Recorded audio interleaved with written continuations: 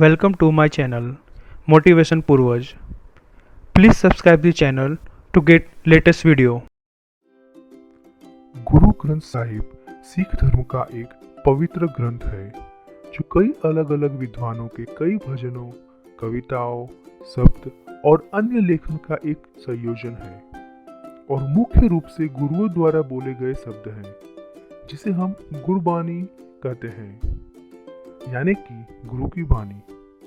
वैसे तो श्री गुरु ग्रंथ साहिब जी को गुरुमुखी भाषा में लिखा गया है, लेकिन हम आपके लिए इस वीडियो में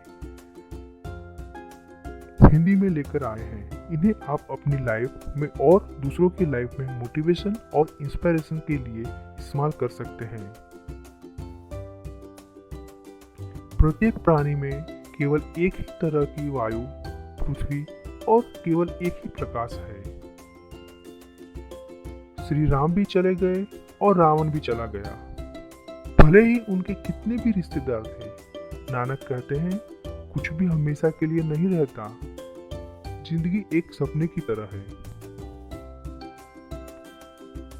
जिस काम में आपको संतुष्टि मिलती है वह कर्म की एक शुद्ध क्रिया है।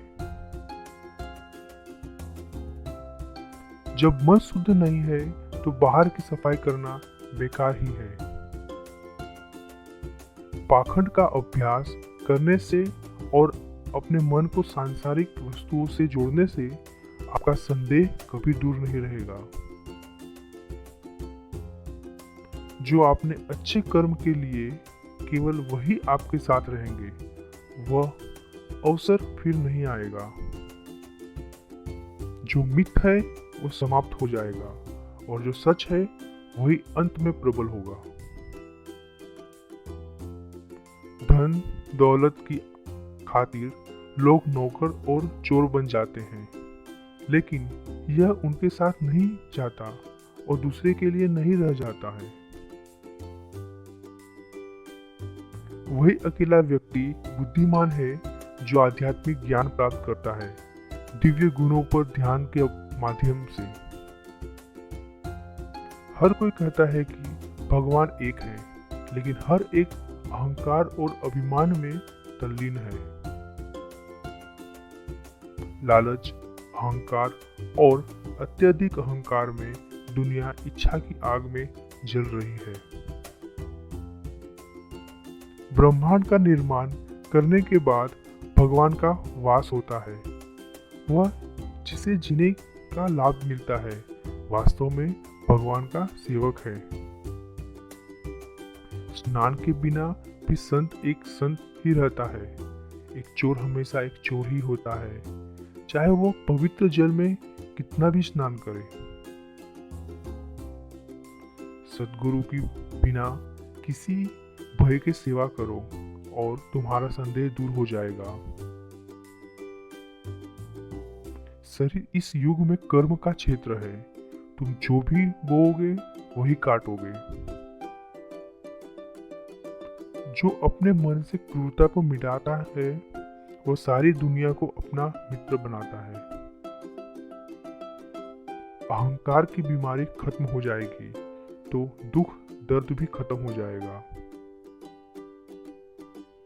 जैसा आप बीजते हो वैसा ही आप काटते हो, यही कर्म है। प्रेम भक्ति के माध्यम से अहंकार वाष्पित हो जाता है। अच्छे कर्मों के कर्म के बिना आप केवल खुद को नष्ट कर रहे हैं। केवल वही बोले जो आपको सम्मान दिलाए। जिसे आपने आप पर कोई विश्वास नहीं है वो कभी भी ईश्वर में विश्वास नहीं रख सकता है। यदि ईश्वर एक है तो उसे उसी के रास्ते से प्रेरित किया जा सकता है, किसी दूसरे रास्ते से नहीं। यहाँ तक कि धन के ढेर और विशाल प्रभुत्व वाले राजाओं और सम्राटों की तुलना भगवान के प्रेम से भारी चींटी से नहीं की जा सकती है। तुम्हारा कर्म ही जपमाला है, इसे अपने हृदय में फिरते चलो। जिस व्यक्ति को सुख और दुख एक ही समान लगते हैं, उसे कोई चिंता कैसे हो सकती है।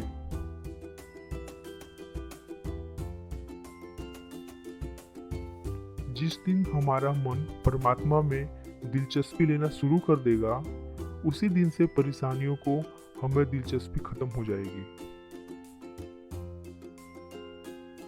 जो मरने के लिए पैदा हुआ है, उसकी नहीं बल्कि उसकी पूजा करो जो अनंत है और पूरे ब्रह्मांड में निहित है। उससे दुख दर्द अपने आप दूर चले जाते हैं, जिसके मन में गुरबानी होती है। हे प्राणी, तू डरता क्यों है? जिस सृजनहार पैदा किया है, वही तुझे संभालेगा। अगर मेरा वाहेगुरु मेरे साथ है, तो मैंने किसी और से फिर क्या लेना। हे सद्गुरु, हे मेरे सच्चे परमात्मा, तू ही मेरा सच्चा सहारा है। आप सभी आत्माओं के दाता हैं और जीवित प्राणियों के भीतर का जीवन है। सभी ऊपर वाले मालिक के फरमान के साथ आते हैं, उसका फरमान सब पर लागू होता है। तो उसे बुरा क्यों कहे जिससे राजा पैदा होते हैं। लेकिन जब बुद्धि दागदार और पाप से प्रदूषित होती है, तो यह केवल ऊपर वाले का नाम अपने से ही साफ हो सकती है। किसी और से नाराज मत होइए, बल्कि अपने स्वयं के भीतर देखिए। जिसे खुद से ही भरोसा नहीं, वो ईश्वर पर भरोसा कैसे कर सकता है। जो सब लोगों को बार बार मनाता है, वही धार्मिक है। सच्चाई को जानना हर चीज से बड़ा होता है, और उससे भी बड़ा है सच्चाई से जीना। जीव एक ऐसे तेज चाकू की तरह है जो खून को गिराए बिना मारता है। मैं हमेशा उस गुरु के लिए कृतज्ञ हूँ जिसने मुझे प्रभु की सेवा करने के लिए प्रेरित किया है। वह सच्चा वाहेगुरु हमेशा मेरे साथ है। मैं जहां भी रहूं, वह मुझे बचाएगा। सबसे धन्य है वह गुरु जो प्रभु की समझ प्रदान करता है, जिसका मन उसके नियंत्रण में है। समझो उसने दुनिया को जीत लिया। आप केवल प्रेम से वाहेगुरु को पा सकते हैं। एक मुसलमान, हिंदू, सिख या ईसाई बनने से पहले हम सबको एक इच्छा व्यक्ति बनना चाहिए। बनना है तो योद्धा बनिए, चिंतित नहीं। दूसरों को खुश करने की कोशिश में आप खुद को भी खो बैठोगे। जब आप में सहज ज्ञान उपजेगा, तभी आपकी बुद्धि जागेगी। हम उम्मीद करते हैं कि आपने गुरु ग्रंथ साहिब जी के इस अनमोल वचन और गुरु नानक देव जी के अनमोल कथनों को अपनी रोजमर्रा की जिंदगी में मोटिवेशन के लिए इस्तेमाल करेंगे और दूसरों को भी प्रेरित करेंगे। अगर आपके पास मेरे लिए कोई भी सुझाव है, तो आप बेझिझक हमें नीचे कमेंट सेक्शन में बता सकते हैं।